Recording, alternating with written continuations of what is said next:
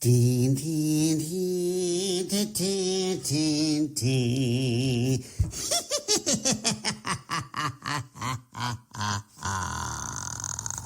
Hello, boils and ghouls. It's your old pal, John Kassir, the voice of the Crypt Keeper. And tonight's tale I call... If you've seen one episode, you should see them all.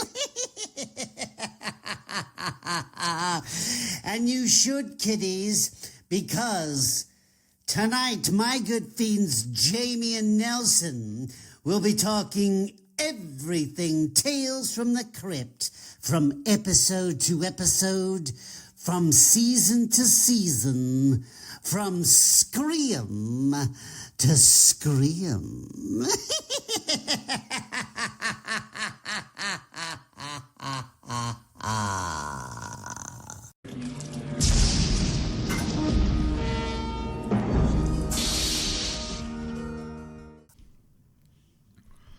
And welcome to Complete Disarray with Jamie Ray and Nelson Gonzalez as we go season by season through the amazing Tales from the Crypt. So, thank you for once again having us here. Oh, well, thank you for allowing me to be on this prestigious podcast. No, it's my podcast. It's not going to... Yeah, well, I don't know what I meant. Oh, really? Yes. Oh, wow. Yes, this is very prestigious. That's nice. Thank you. I'm not used to that. You're welcome. Though it is, kind of hot up here. Yeah, I know. I need to turn the air down. Yeah. Does she ever even listen to the episodes? No. Oh, okay. Then there's no reason to I think her. she did listen to the alien invasion one. Oh, okay. Yeah. And that's it. But that's probably it. Yeah. Okay. All right. Well, anyway, we are now in season 2 of Tales from the Crypt. Mm-hmm. And this time we have chosen 4 episodes each. And there was like 20 something. It was a long it was a one. bunch of them. 24 to be exact. Yeah, to be exact. Okay, thank you, Ross. There. You're welcome. Yeah. And so, we pretty much covered everything we needed to cover in the last episode, so we know what we're doing and how we're doing it. So, if I'm not mistaken, you actually have the very first episode. I do. So why don't you dive right into that one? Okay, so I don't know if everybody knows how we did this, but the first season, there was only 6 episodes, so we did 3 and 3. But now that the later seasons have a bunch, we just chose each 4. Correct. Right? And so when I was looking at the list, this is the first episode I ever remember seeing. Oh, cool. I remember the opening credits, and I remember seeing Demi Moore walking. And I remember thinking, I know her, right? Because I didn't see it when it first came out. This was 2 or 3 years later. Right. Just judging by where I was at my sister's house. And so it wasn't 1990. So I probably didn't see it till like 93, 94, something like that. And so you were about 13, 14 years old, something like that. 14. Yeah. So anyway, this one's called Dead Right. And it stars Demi Moore and Jeffrey, is it Tambor? Is that how you say it? I think Tambor, something like that. Tambor. Yeah. And the only other thing I can really remember him from was Something About Mary. He was huge in, he was the father in that show. The one that everybody liked. So the show, let me where Google. It was blue. The show that everybody liked. The show that everybody liked with the airport truck. I have no idea what you you're have no about. idea. It had Jason Bateman in it. And it had David Cross. The Tick? No, it was like a comedy show. The Tick was a comedy show. And that guy, and the Tick was blue too. Okay, you do. you said the big guy that was blue. There you go. I just can't beat you somehow. Let's see, David Cross, Arrested Development. Oh, Arrested Development. Yeah, I never watched that. Yeah. So he's in that. He is in that. He's the father, the patriarch of the whole family. I just know him as Matt Dillon's friend. Private detective friend in Something About Mary. Okay, got you. Anyway, so... Well, that was a great episode. Thank y'all so much for joining us. And we'll see you next time. So this story is Demi Moore plays. I can't remember the character's name. Dadgummit. But anyway, Kathy Finch. Her goal in life is to just marry a rich man, right? She just wants all the nice things. Don't we all?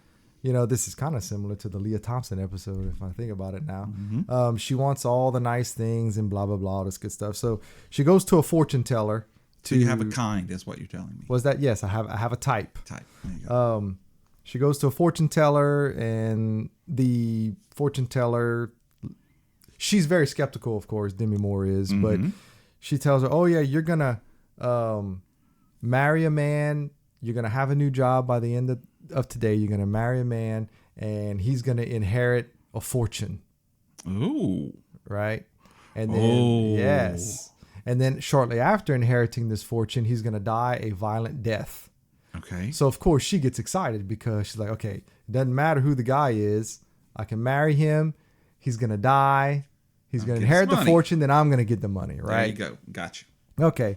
So she's still skeptical, whatever. But then, of course, she gets fired. And then by the end of the day, she has a new job as a waitress. Okay. So now she's a believer, right? Gotcha. And of course, she's working in. So she's a huge Justin Bieber fan. Yeah. So she goes to work in a strip club of all places, right? As a waitress. As a waitress, not as a stripper. All right. That comes later. That comes later in striptease. Ah, yes, that was. But I never knew this was a prequel. I just put two and two. I never knew this was a prequel. As the words were coming out of my mouth. They just flow sometimes. Yeah, sometimes it just happened. So anyway. And in walks, and she was told he was going to be a big man. In walks Jeffrey Tambor. Okay. Of course, they have him in a fat suit because I don't think he's that big. Okay. And he's all disgusting and all this good stuff. So she is not really keen on doing what she has to do, but of course, eventually she does it. Okay. And once she goes out with him, he's disgusting. She's like, his breath stinks and all this good stuff. Anyway, well, of course, she marries him. And that night? Not that night, but it's not very long after that. Oh, okay. So anyway, so she marries him and she starts to do the typical housewife things, right? She starts cooking and cleaning and all that good stuff because while still waitressing? No, actually, I think she quit. Oh, okay. I think she quit work and she's like waiting on him hand and foot because she wants to inherit this money. Right. And she gets mad at the fortune teller, all this good stuff, whatever. So, am I just supposed to keep going like this? Just whatever you like, man. Yeah. Whatever you feel good. So, she goes to a grocery store to get some eggs and whatnot. And as she walks in, she's the 1 millionth customer. Ooh. And so they write her a check. She won $1 million. Wow. Right. So as I'm watching it, I'm like, oh, yeah. Okay, now I see where this is going. Mm-hmm. She gets the money. So how is he going to inherit it? Yes. You know what I'm saying? I do. So, yeah, should I give it away? Sure. We don't care. Yeah, okay. So care. She gets the money. She goes back to the house.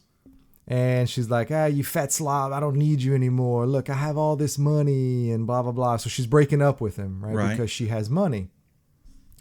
And he loses his damn mind. Okay. And he grabs a knife and he tells her that if he can't have her, nobody can. Oh. Yeah. So that's where that came from. Yeah. Huh. So he kills her and he inherits the money. The only problem is he gets arrested for the murder, and his violent death is he gets the electric chair. Wow. Yay. Good happy ending. There just about are no happy endings. No happy endings in here. There are some okay and acceptable happy endings, one of which is in my selection, but usually it's not going to end well for anybody. It usually just involved. comes full circle because they're all terrible people, and this is another example of she was a terrible person, and she got what was coming to her. Awesome.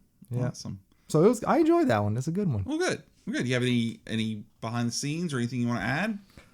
Nah, not really. I didn't do too much research. I don't know. That's quite all right. Yeah. No. All right. Well, let me show you how it's done. Sure. Yeah. Episode 2 of season 2 is called The Switch.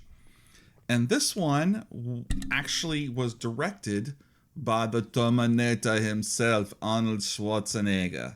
He's in the intro, isn't he? Yeah. And so the Crypt Keeper is working out with a barbell of like a spine and some, stuff.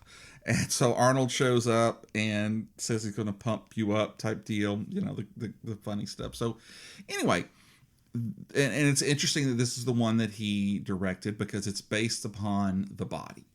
Okay.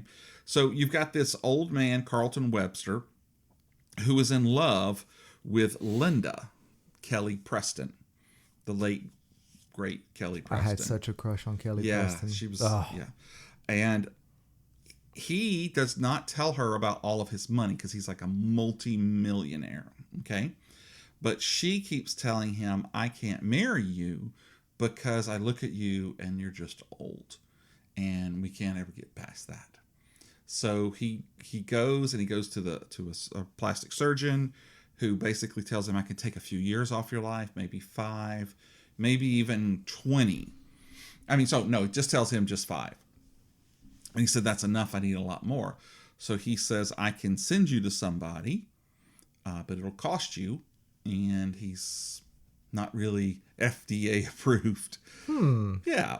So against the better judgment of his manservant, Fulton, he goes to see the doctor. And the doctor does tell him, well, I can perform a surgery on you, but it's going to be very expensive. And he says, well, I want to look really young. In walks Hans, an Eastern European immigrant, just a muscular, just chiseled looking guy. And he says, kind of like me. Yes, kind of like you. Kind of like me, right? Yes, he did have the 2 eyes and the nose. So yes, and he was a person. And he was a person. And so he says, I can give you his face. And he literally means I'm going to give you his face. So for the first $1,000,000-something, he does a transplant. Okay. And so now Carlton, his face looks young. And he goes back to Linda after he's all healed up. And she's like, this is kind of creepy and weird because everything else is all old. You're just a wiry old guy. So again, he goes back to the doctor. The doctor gives him another multi-million-dollar price tag and is able to give him Hans's torso and upper body. And then we're at Muscle Beach, where Schwarzenegger was known to hang out. And he looks awesome.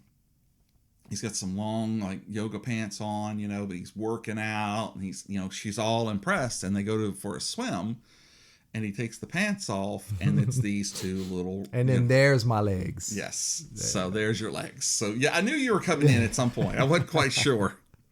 So she tells him once again, I can't get past this, So he goes back to the doctor and the doctor says, yes, I can do this surgery of replacing these limbs, and it will cost you $3 million. And he's like, $3 million, but it's just 2 legs, so a million. He says, but you would want the third limb, the third leg. So he sells his house. He has to release Fulton, and he goes back and has the surgery.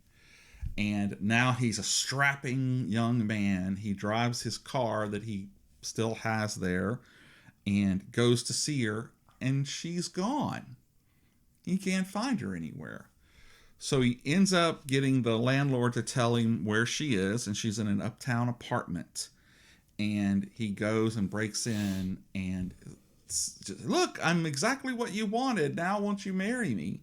And she goes, I can't marry you because I'm already married. And out of the back comes Fulton with drinks and Hans in the body of the old man Carlton. And she goes, I needed somebody who could give me financial stability, or I would never have to work again or worry about it. And that's just not you. And so everybody laughs, and the episode's over. Well, so who was she with? She was with Hans and Carlton's money. Okay. At the end. Okay.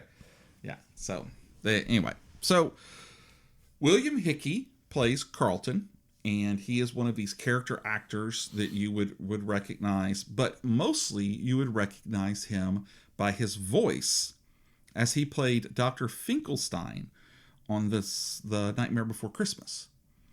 And he was also Lewis in National Lampoon's Christmas Vacation. Yeah, I know who he is. Okay. Yeah. All right. Funny little tidbit, he actually turned down roles throughout his life in Europe and in other places because he couldn't bring his dog. So that's like picking your choices right there. Rick Rossovich plays Hans. Who is Rick Rossovich?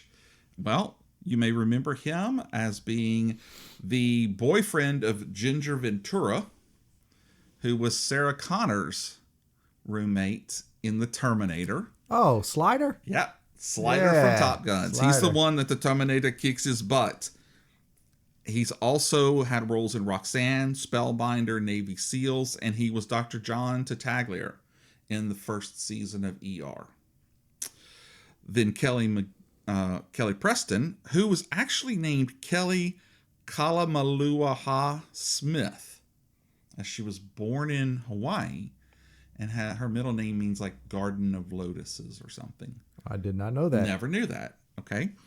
So Kelly McGillis has had over 60 plus TV and film roles, including Mischief, Twins, Jerry Maguire, and For the Love of the Game in '99. I think Mischief is the reason why I had a crush on her. Is she? Yeah, she's a beautiful woman. She married John Travolta in 1991, and they collaborated on The Experts and Gotti. And then my favorite role is when she was in Sky High. I knew you were going to say that because I heard on one of the other episodes you love that movie. I love that movie. And then the Doctor was played by Roy Brocksmith, who you may remember as Cyrano Kohlrami from the Next Generation episode Peak Performance. I know you're a huge Star Trek fan. Yeah. Okay. Yeah. No. He was also Dr. Edgemar in Total Recall. Oh, yeah. And he's the police sergeant that Bill possesses in Bill and Ted's Bogus Journey. And he was the mortician in Arachnophobia. So he has a very all of so these. He's the guy Total Recall trying to get him to take the pill, Yes, right? Yeah. Okay. Yes, Yeah. Yes. And then Ian Abercrombie plays the wise man in Army of Darkness, Evil Dead 3. Yeah, it's been a while since I've seen it. He was also he was what's her name? Elaine's boss in Seinfeld. The weird one who would always do the... I never really watched Seinfeld. I never really watched it either. I just thought you were one of those people. And he played the butler in Desperate Housewives. And I did this nugget just for you. He was the voice of Palpatine in the Clone Wars cartoon and movie. So two of which I've never watched. I don't watch cartoons. No, I call myself an original trilogy fan. Oh, okay. Yeah, that's See, true. Star Wars ended Palpatine wasn't in the original trilogy. Star I totally Wars forget. ended in 1983. So, Okay, I see how it is. Everything else is fan fiction. Okay, all right. Well, director Arnold Schwarzenegger would work with Kelly Preston again later. In Twins. Arnold Schwarzenegger would also work with Roy Roy they already Brocksmith. worked together because this is 1990. Twins was like 87. Twins was 1988. Yes. 88. Okay. And, of course, like we just said, Arnold Schwarzenegger worked with Roy Brocksmith in Total Recall as the Doctor. And then Kelly Preston and Rick Rossovich actually played together in a movie called Spellbinder. Heard of it. Yeah, it's like a witchcraft type movie from like 1988. So a lot of connections there. Very good and fun episode. Strangely enough, Arnold is not in the end credit talkover.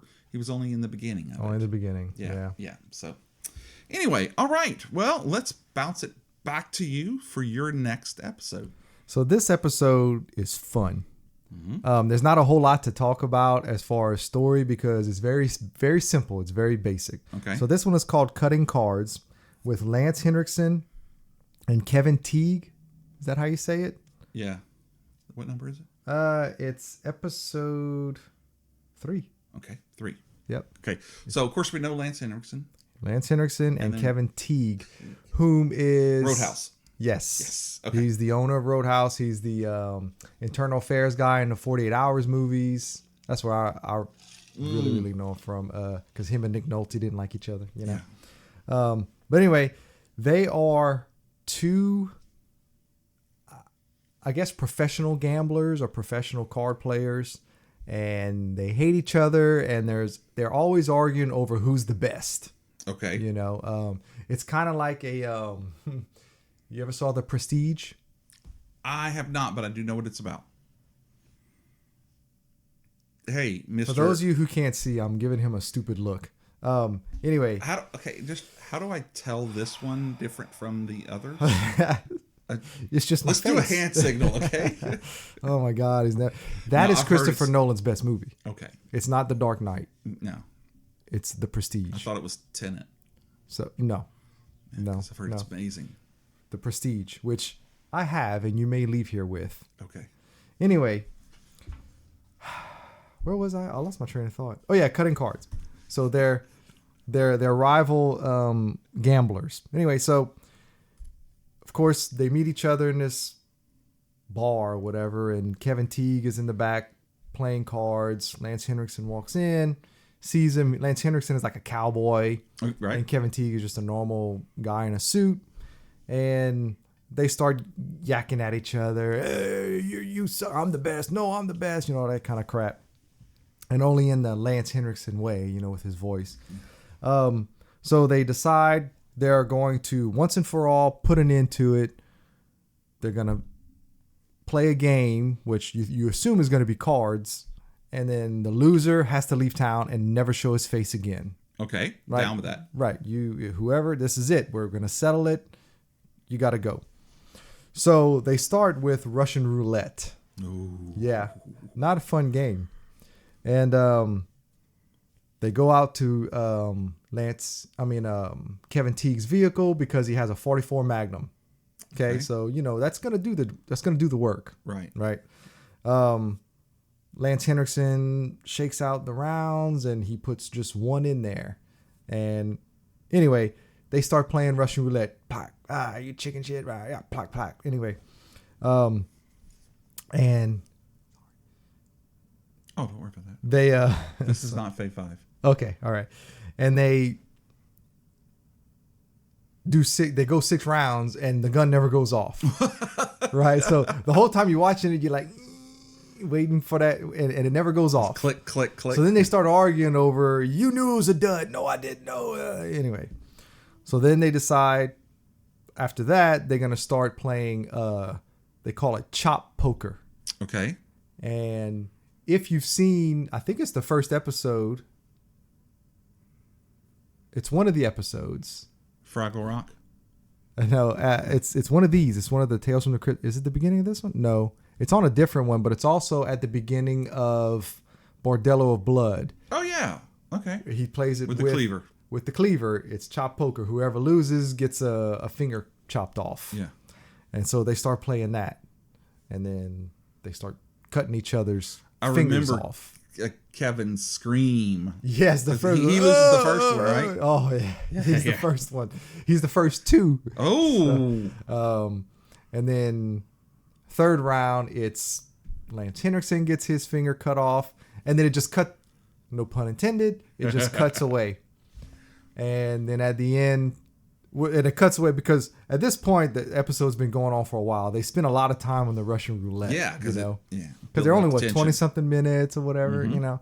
And then the last shot is they're in the hospital. Neither one of them have arms and legs. And they're playing checkers.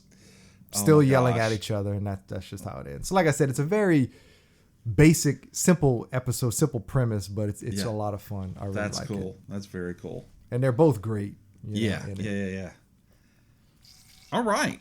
Well, we're going to jump to episode 6, The Thing from the Grave. This follows Stacy, a supermodel, and her photographer, Devlin, who fall in love. But Stacy's abusive fiance / manager, Mitch, ends up abusing her, and she leaves and goes to goes to Devlin and says, "That's it, I'm done with him. I can't stand anymore." Well, Mitch sees through the window. So fast forward to the next day, Mitch makes a call and says, "Stacy's in a bad way. She's out at our cabin. I understand that I'm not going to be able to be with her anymore, but you need to come and take care of her." So he leaves his groceries and he hauls butt, and he gets out there, and it's a setup because Mitch is there to kill him. So as Devlin figures it out, turns around and runs, he runs through the woods, trips and falls at the base of his own grave. Now, before this happened, Devlin had given Stacy a necklace that he had bought from like a voodoo Haitian type woman who said it was, well, that might not be a correct description of her, but anyway, a magic person, and said that whoever makes a promise with this will, no matter what, keep the promise. And he promised to always protect her. And Mitch must not have heard that promise, because he promptly shoots him dead, pushes him into the grave, and covers him up. Fast forward about 5 or 6 days later, Stacy and Mitch are together, and he's acting like he is asking for forgiveness. Stacy doesn't quite believe it, but then again, Devlin's not around. Devlin's not answering his phone calls. Mitch is telling her in the ear, he probably took another beautiful woman and they went off somewhere together. And she's just not sure. So she ends up having a key. She goes to Devlin's apartment, opens it up, and sees the groceries there and a blinking light on the answering machine. And for you kids who don't know what that is, go Google it. And in it, it actually recorded the phone call from Mitch to Devlin. But as she turns to leave, Mitch grabs her. You wake up later, she's tied in bed, and she's going to listen to him, and she's going to love him no matter what, if he has to kill her. And as she's screaming, we see out in the woods the hand come up from the grave. And here comes Devlin back from the grave to fulfill the promise. And he attacks and manages to get Mitch away. After Mitch falls into the open grave, Devlin picks up a shovel and cuts his 4 fingers off and uses Mitch's blood to write "You're mine" on like a stone, and then at the same time is just pulling the dirt back on the two of them, and they go and they bury. So and Mitch is played by, I'm going to get to that. It's Miguel Ferrer. Maybe I should do that a little bit different next time. Anyway, so I was trying to imagine who it was. Oh, okay, know? Okay. So he pulls him in, and then Stacy, who's played by Terry Hatcher, shows up and sees the grave and immediately understands, and she touches the necklace and knows. Aww. So this is one of those that ends not with everybody dying or having a horrible experience. And not everybody was a terrible person. Exactly. 2 of them weren't terrible people. So breaking it down, Mitch Bruckner was Miguel Ferrer, the late Miguel Ferrer. Stacy was Terry Hatcher. And Devlin was played by a guy named Kyle Secor. Okay. So Miguel Ferrer, of course, and I know you're going to know this right off, he was the first officer of the USS Excelsior in Star Trek III, The Search for Spock. Oh, that's where I know him from. Yes, that's where you know him from. Yeah. Exactly. But you might also know him as being Bob Morton in RoboCop, who loves cocaine and doesn't love grenades. And he was also Snyder in Deep Star 6 that we just talked about. He also was in 117 episodes of Crossing Jordan as Dr. Macy, and he would be in 2 more episodes of Tales from the Crypt, Season 5's As Ye Sow, and season 6 in the groove. Now, Terry Hatcher. Terry Hatcher was Lois and Clark. That's where I discovered her. And she was Lois Lane. And she was Paris Carver as a Bond girl in Tomorrow Never Dies. Mm-hmm. She was the voice of both Mel Jones and the Bedlam in Coraline. Never saw that. Oh, you should see that. It's a good one. She was one of my personal favorites as Kiki Tango in Tango and Cash with Kurt Russell and Sylvester Stallone. Good movie. And Claudette Roque in James Lee Burke's Heaven's Prisoners. Yes. She also mostly is known as Susan Meyer in Desperate Housewives, where she won a Global Award for Best Actress in a Musical or Comedy, and 3 SAG Awards from the same, and was nominated for a Primetime Emmy for Outstanding Lead Actress. Kyle Secor, now if you've never seen him or can't remember, he was Detective Tim Bayliss in Homicide: Life on the Streets. Played a bunch of episodes. He was opposite Andre Braugher. Oh. Yeah. Yeah, I recognize him, but not from that. Right. He was in Heart of Dixie, City Slickers, and Sleeping with the Enemy. City Slickers. Yeah, there you go. And both Terry Hatcher and Miguel Ferrer were in Desperate Housewives. In season 8, he plays Andre Zeller, the art teacher of Terry Hatcher's character. So, and if I'm not mistaken, Ian Abercrombie from the first episode I discussed is also in Desperate Housewives. I've never seen an episode, so I wouldn't know. Either, so I don't know. No. All right. Miguel Ferrer was also in Deep Star 6. Yeah, that's what I said. You said that? I didn't hear Deep Star 6. What'd you hear? Did I say Deep Space 6? No, maybe so. Yeah. I dug that nugget up just for you because you love that show. You must have said something else. Yeah? Like Deep Space instead of Deep Star. How much you want to put down on that? I don't want to. Are you going to put a 20 down? No, 5. I'm broke, man. I'll put a 5 you see down. where I live? I'm broke. What? I don't know. I see that nice stack. Oh, never mind. We won't bring that up. That expensive media. Yes, look at that physical media. Wow. Oh, Bird on a Wire. That's a good one. I just watched it. Oh, it's Great so movie. good. Get to see. Since you just mentioned Tango and Cash, Bird on a Wire, it was supposed to be Kurt Russell. Yeah. But he was filming Tango and Cash. So he couldn't film Bird on a Wire with what's her name? With his wife. With his wife. Well, his partner, because they've never gotten married. That's true. Well, actually, I could be wrong on this. I think they did get married recently. Okay. I could definitely be wrong. But they are Mr. and Mrs. Claus, and that's close enough Correct. for me. So he suggested Mel Gibson for the role on Bird on a Wire. Just no cheeseburgers on set. That's good. Good movie. All right. Well, let's go to your next episode, sir. All right. This one, episode 10, The Ventriloquist Dummy. Say that 3 times fast. I know. It's a harder word to say. Like when you read it, it's not hard, but when you actually try to say it, it's the mouth thing. More difficult. But this one I remembered. That's why I chose it. I remember it being just so weird. But it has Don Rickles, which needs no introduction. I mean, he's Don Rickles. If you don't know who Don Rickles is, you're way too young. And Bobcat Goldthwait. And, I don't know a whole lot of stuff with him other than Police Academy. Because when I was growing up, we had a VHS. It had 3 movies on it. It had Commando and Police Academy 1 and 2. And my brother and I would just put that tape in and watch the whole damn thing. There you go. And of course, he was in Police Academy, I think 2 and 3. Oh, okay. Are the 2 that he's in. But his whole crap was just hilarious, especially for a 6-year-old. So anyway. He was only 6? Let's see. When Police Academy came out. Yeah, he was only 6? No, me. Oh, okay. I thought it was hilarious. I got you. That makes much more sense. I shouldn't be watching rated R movies when I was 6, but my parents didn't, it was a different rated R. And exactly, I mean, we were just built different. Yeah. Better. Better.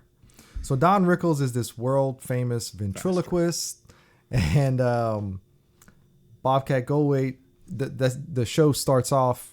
Don Rickles is doing a show, and there's this. They keep focusing on this little kid named Billy, and he's laughing. He just thinks it's great, and he just wants to be a ventriloquist. He wants to be just like Don Rickles, whose name is I don't know.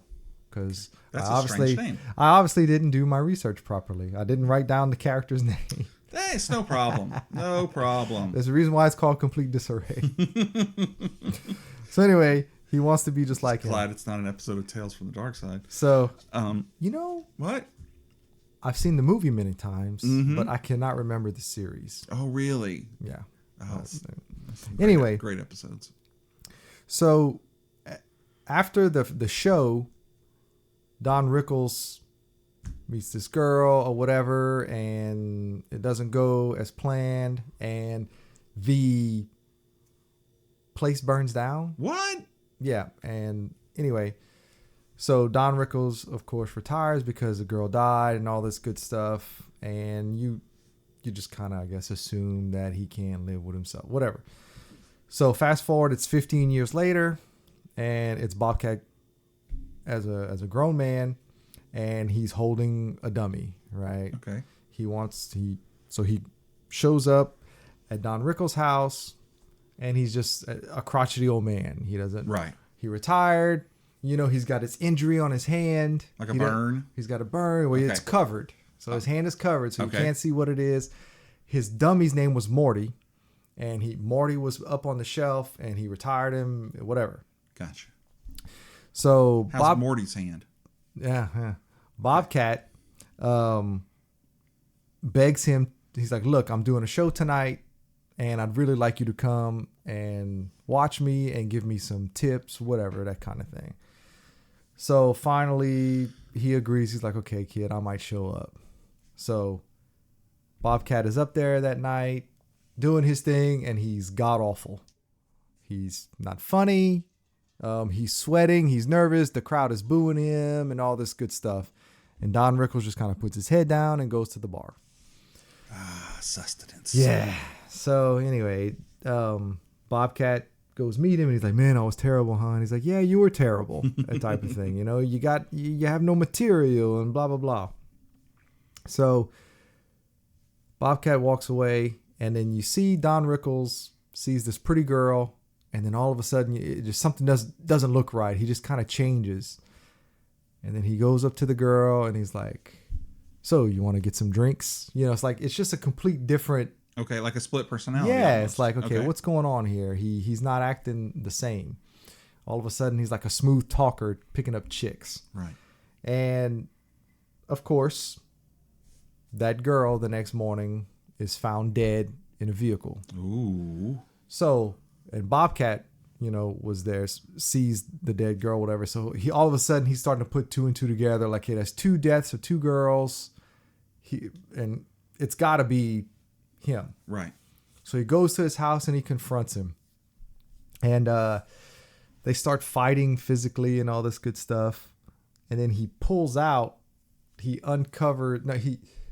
what does he say? He starts accusing him. He's got him by the shirt, and he's like, why did you do this? It was you, wasn't it? And all this good stuff. Right.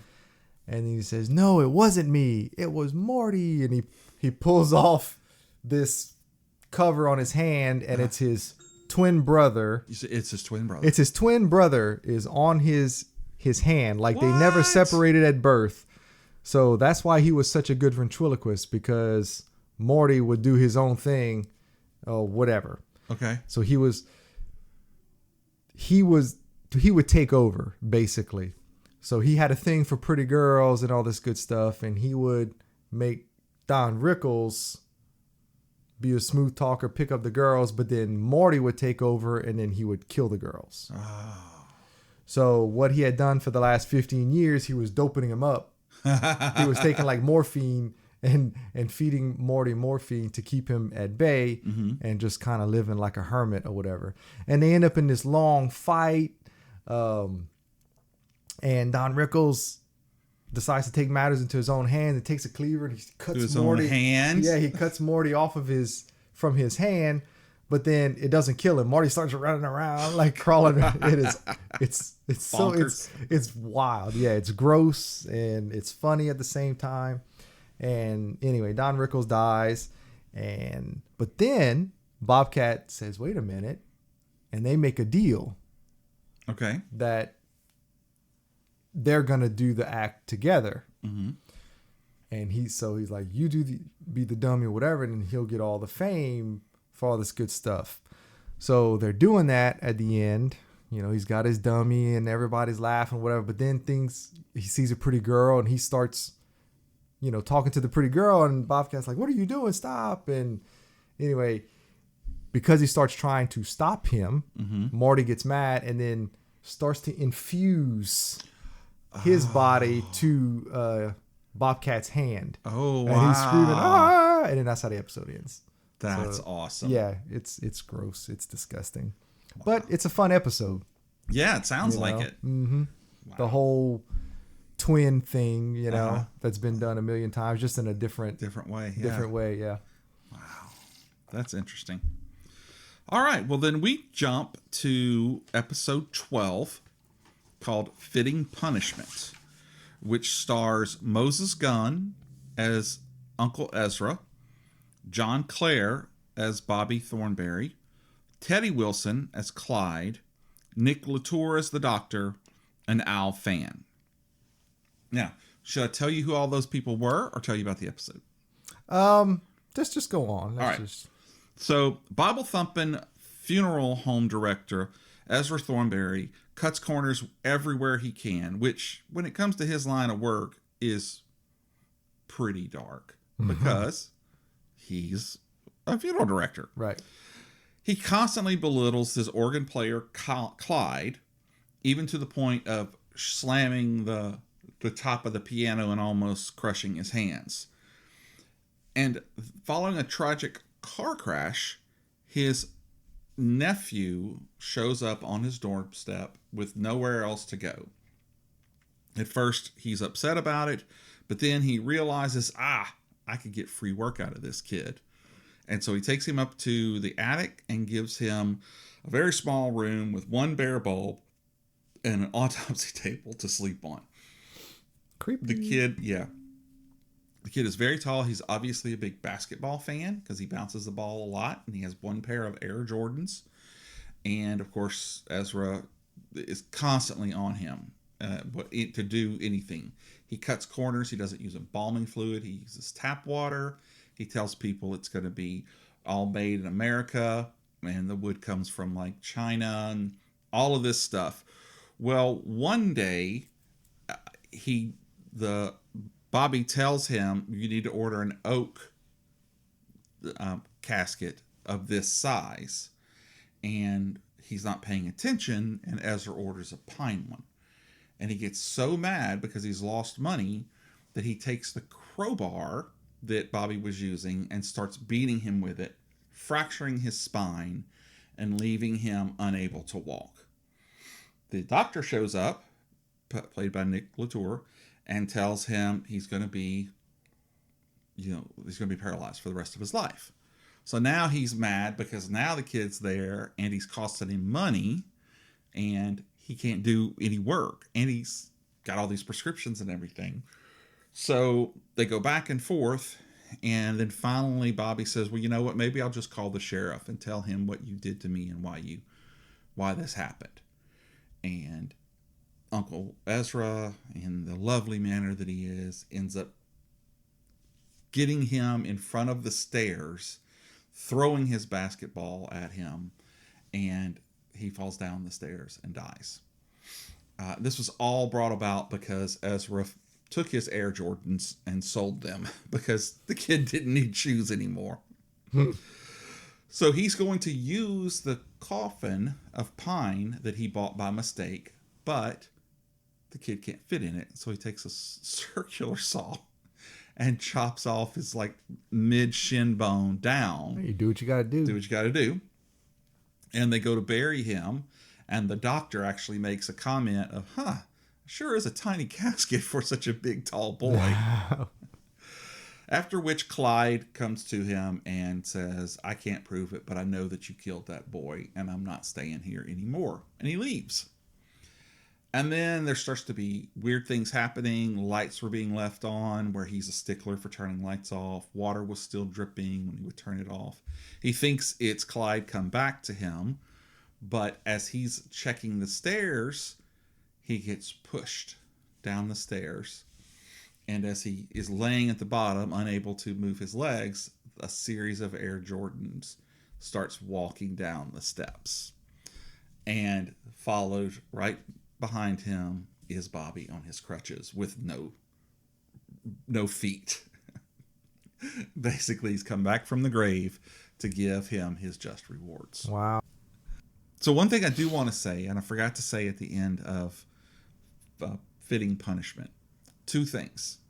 First, the play on the title of Fitting Punishment. Yeah. Okay, the way he fit him in there. Okay. And the other thing is that when you notice when the feet come after him at the end, they're wearing the Air Jordans again. So I'm assuming he rose from the grave. Yeah, he rose from the grave, went and found the person that bought his Air Jordans, put them back on his dismembered feet, and then went and attacked Uncle Ezra. Okay. Just where my brain goes sometimes. Sometimes it just kind of wanders. And the funny thing is the Crypt Keeper was wearing those Air Jordans at the end of the episode. Yeah. So, awesome. Did you notice his voice was different from season 1 to season 2? Like in season 1, his voice is like, hey, Loki. Right. More like that. And then it becomes comical. Yeah, it got that's a good lot point. more comical starting with season 2. Yeah, you're right. Yeah. So, fun episode. Moses Guns is an Obie award-winning stage player. Obie is the off-Broadway version of the Tony, which I had to look up. An alumnus of the Negro Ensemble Company, which back in the 60s, obviously the integration hadn't gone and whatnot, so it was kind of a different time. His 1962 off-Broadway debut was in...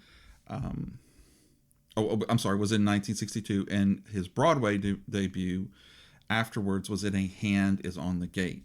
He was nominated for the 76 Tony Award for Best Actor in The Poison Tree, and he played Othello on Broadway in the 70s.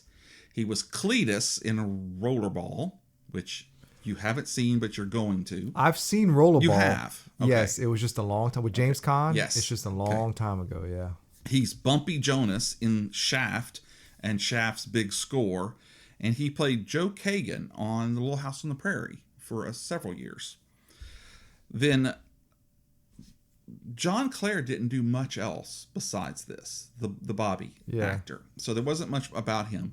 But Clyde was played by Theodore Teddy Wilson, who was, and I love this so much, he was Pickle, Doodlebug's Hood in Cleopatra Jones. One of the few non-Pam Grier 70s blaxploitation movies. He was also Sweet Daddy Williams in 7 episodes of Good Times. He was on Dukes of Hazzard, Alien Nation, and Quantum Leap. Man, Alien Nation's good. Yeah. Nick Latour, who played the Doctor, was the son of the African-American civil rights leader Edgar Daniel Nixon and his wife, Elise Curry Nixon. He played on Quincy Medical Examiner, one of my favorite shows, The Jeffersons, 227, NYPD Blue, and Touched by an Angel. And Al Fan, who was one of the mourners early in the episode, I put him on because he had over 117 different credits, including a voice actor in the Plastic Man cartoons. He was in The French Connection, the movie, as one of the guys the informants. And he was in one of my favorite Demi Moore films, Parasite, by Richard Band. It was in 3D. Ooh. And he was in Return to Horror High with George Clooney. Oh, yeah. Mm-hmm. Now, is that the movie that was released also as April Fool's Day, but then it had to change its name because of the other April Fool's Day? You know what? You're giving me a horror nugget I'm not familiar with. Or maybe, no, I think it might be Slaughter High. I think Slaughter High. I think that sounds more like it. Yeah, Slaughter High. I saw it as a kid as April Fool's Day. Oh, really? Yeah, I remember that. But then there was all this apparently, legal issues or whatever, and it got re-released as Horror High. Or Slaughter High, excuse me. Oh, Slaughter High. Okay. Slaughter High. I'm going to go dig that up then. I was not familiar with it. Thank you for that nugget. You're welcome.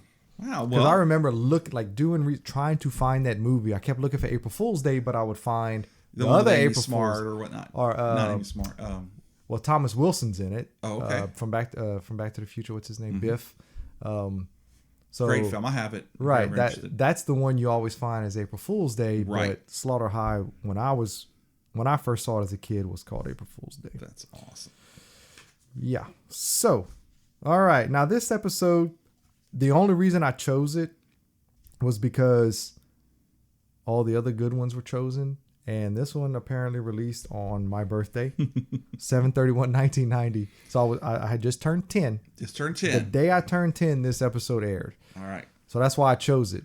Okay. And it was all right. I mean, but I let you choose first. Yes, so, you did. Okay. But by that point, all the other good ones. I must gone. disagree because mine is awesome. Well. Yeah. Yeah. Whatever. So what's your episode number? Oh, it's 18. Ah, okay. Yeah, it's not the last episode, but it's my last episode. All right. At least I don't think so, huh? No. The last episode is 24. That's right. Yeah. That's what you were saying earlier. It's called The Secret, and there's nobody in it that I know. Larry Drake. Okay. Is the only one. Dr. Giggles. Right. And the Santa Claus. And Santa Claus from the very first season. But everybody else. Well, no, I take that back. The mom. Grace Zabriskie. How you say that? Zabriskie? Uh-huh. I only know her as Nicolas Cage's mom in Gone in 60 Seconds. And she's only in the movie for like 5 minutes. Okay. But anyway. Or 300 seconds. Whatever. Okay. Yeah. I see what you did there. So it starts off, it's at an orphanage, and this little boy named Theodore, he's kind of like treated like the bad kid or whatever. He's kind of a handful, according to the mean old ladies at the orphanage. Right. And you can't understand why. Anytime like one of the workers asks what happened to Theodore's parents, they're like, shh, we don't talk about that. It's a secret. It's the secret. Right. So, you don't understand what's going on. Then after a few minutes, he comes knocking on the door in the middle of earlier in the morning, and he's all dirty and stuff. And then the old lady's like, it's getting worse. So you're like, what the hell? I kind of have an idea of what it might be, but I wasn't sure if that's where they were going with it. So anyway, this weird couple comes in, adopts him, and they shove him off, whatever. Well, when he gets to the house, they're well off. They have you can tell they have a lot of money. They have a servant, a butler who is Ian Abercrombie? Larry Drake. Okay. So they lock him in the room. He has all these toys and everything is great, but they lock him in the room and they don't let him out. Okay. They bring him his food and all this stuff, and he eats a lot. Like, he has a big appetite. Okay. And he's wondering why. Okay, after a while, it's cool at first from living in an orphanage, but after a while, he's like, okay, how come they're never here? And they always leave at night. It's very strange. They have to go to work, Yeah. And they're gone all night. And then during the day, he doesn't hear or see anything. So who goes out at night but sleeps all day, Right. So he's a delivery people. Right. And when they do go out with him, they take like one walk with him. It's at night. Okay. So you're like, okay, I think I know where they're going with this. Mm-hmm. And then, of course, that's what it is. They were trying to just fatten him up or whatever until it's time to eat him. Okay. Because they're vampires. So, but what they don't realize is he's a werewolf. Yes. I mean, wow. So they take him out in the middle of the woods, and they're going to do their little ritual and suck his blood, eat him, whatever you want to call it. Yeah. But then it's a full moon, and then he turns into a werewolf and then eats them. Wow. Yeah. I wonder if that's where the Underworld series came from. Maybe so. It could have been inspiration. Yeah. Yeah. So anyway, whenever he had come back all dirty and stuff during the night, I was like, okay, is he a werewolf or something? I was like, he's playing in the dirt, he's doing whatever. Yeah. And that's what it was. Wow. Yeah. That's now, awesome. I didn't see the vampire thing until it was time. For some reason, it didn't really. I mean, I was kind of, a little suspicious, but I was like, I don't know. Yeah. But that's ended up being vampires. Yeah. Wow. So they were going to eat him. He ate them But then he ate them first because they didn't realize that he was a werewolf. Well, all right. For the final episode that we're going to discuss in this episode, within the episode series that we're doing, is called Corman's Calamity. And this is episode 13 from June 26, 1990.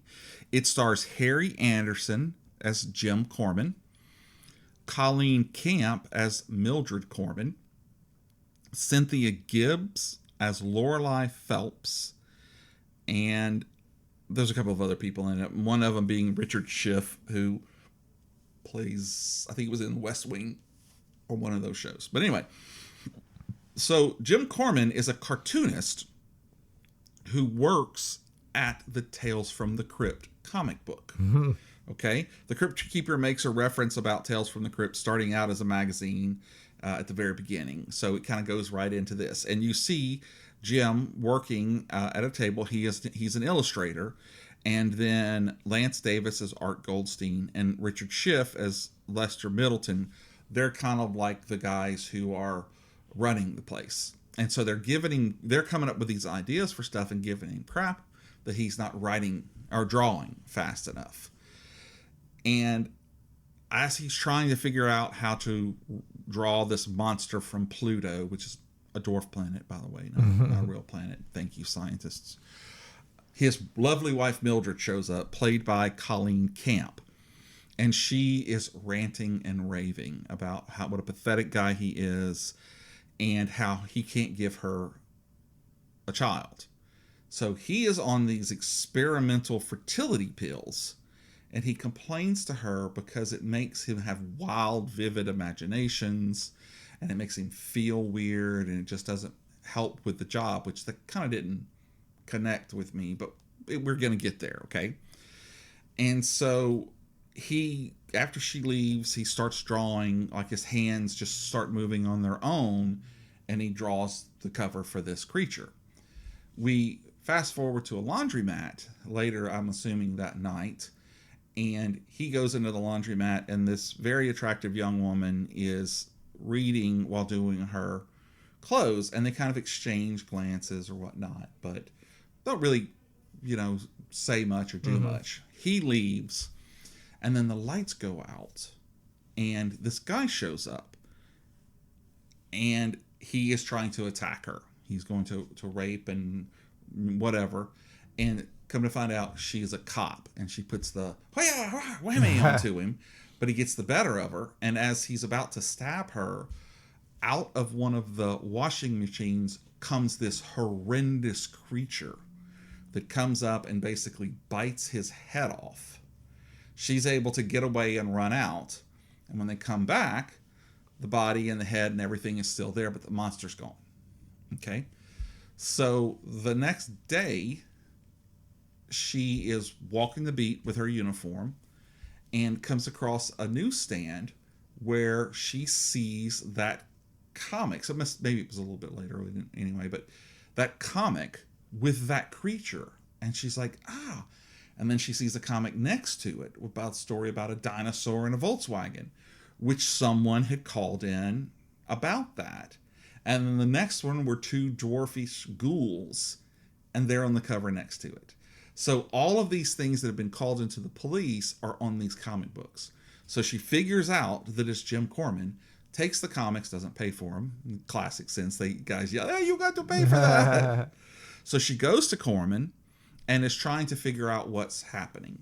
Well, again, she's very attractive. They recognize that they knew each other. There was a spark there. They share a kiss. Everything's moving very fast. And she's like, I've got to figure out what's going on here. I think you have something to do with it.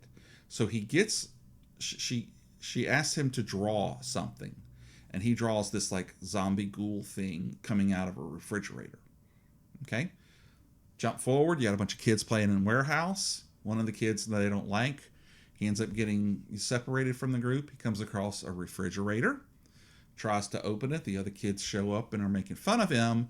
And the lead bully manages to unlock it, turns around to give the kid trouble, and the zombie comes out. So now they know for sure what he's drawing is coming to life. Right? So I have no recollection of this episode. Yeah, it's a great episode though. And So she comes to him with, hey, she calls him. We got the zombie. We know what's happening. Well, Mildred overhears, and they are making a rendezvous to meet, and she's going to kill him instead. Well, so he feverishly starts drawing, and he draws a monster wearing the same outfit that Mildred has on, and that monster appears, and Mildred and the monster start fighting, and he slips out of the office to meet up with Lorelai. Not before finishing a picture of the two of them having dinner in a romantic place. Oh. And so... A good ending. A good ending for them. So Colleen Camp is the one that gets eaten that fights yes. with the monster or whatever. Yeah. So Harry Anderson, of course, was Judge Harry T. Stone in 192 episodes of Night Court. He was also Richie Tosler in It, and Elwood Dowd, which I did not know, in a made-for-TV movie adaptation of Harvey back in 1996, the Jimmy Stewart movie about the imaginary 6-foot robot, the imaginary 6-foot rabbit. If you've never seen that movie, you should see it. It's a wonderful movie. Cynthia Gibb played Holly Laird in the Fame TV series. She was also in Short Circuit 2. She was in Jack's Back with James Spader. Death Warrant with Jean-Claude Van Damme. Great movie. Yep. She was Rob Lowe's love in Youngblood. But I fell in love with her on a little ditty from the UPN network, which was created for Star Trek Voyager. Of course, you know yes, that. I know all about it. And she played Lauren Ashburn, the ex-wife of a guy who creates a system that it's kind of like a Tron thing almost, that allows him to go in and whatnot. Well, in the middle of it, real horror villains come out, including Christopher Lloyd. And so it was his job to kind of take that rig and go out and get all of those villains and get them back into their electronic world instead of being in the real world. And so she was in that. They only had 13 episodes of it, but I remember it because I watched a lot of those. They had another show called SU Special Unit 7, and it was kind of like Men in Black. It was a guy and a girl agent who worked for this special unit, and whenever all of this stuff would happen, they would go out and try to, round Never it heard up. of it. Yep. There's also another show that was called Legend that starred MacGyver. Oh yeah. Okay. But it was set back in kind of the Wild West, and it had John Delancey as a guy who was creating kind of futuristic things for him. So it's a good show, lots of good stuff there. In every one, and then Colleen Camp, who was Mildred, unrecognizable to me, but she was the maid Yvette in the movie Clue. I just she was also in Police Academy 2. Okay. She was another cop in Connie Kowalski in Die Hard with a Vengeance. And she was Mrs. Vanderhoff, Brian Doyle Murray's wife in Wayne's World. So yeah, poor thing. She doesn't look like she used to. Yeah. But she doesn't look bad in this when she's intentionally made up to look. Right. Oh, she was smoking back then. Clue was breathtaking. In every scene where there are close-ups of sketching is by an artist named Mike Vosberg. He also did all the comic covers that I was telling you about that she sees at the stand. And he's responsible for many of the storyboard art pieces that were made for the show and the films and the game. So he was very in all of that stuff. And the monsters were performed by Tom Woodruff Jr. So shout out to Tom. Yeah. Junior, though. Oh, okay. His son. Gotcha. Okay. And I want to make a correction. Okay. 18 was the last episode. It was episode 24 total between season 1 and 2. I made a mistake. So The Secret was the last episode. Well, it's not a secret anymore. Yeah, it's not a secret anymore. Wow. Production value at its finest. I'm telling you. I am telling you. So well, I still think we'll do Season 3, though. I'm going to give you a chance to redeem yourself. Okay. Yeah, please give me a chance. All right. I guess I'll start putting character names next to what? No. the actors. I like it much better when I see. When I just say, "Hey, Don Rickles," yeah. You know that guy. He was. I can't remember their name. Let's just call him Stumpy. Yeah. Yeah. All right. Well, I think that wraps it up for this one. We'll get together on season 3 soon. Soon, yeah. We have busy few weeks coming up. Mm-hmm. So we'll probably come back in January or so.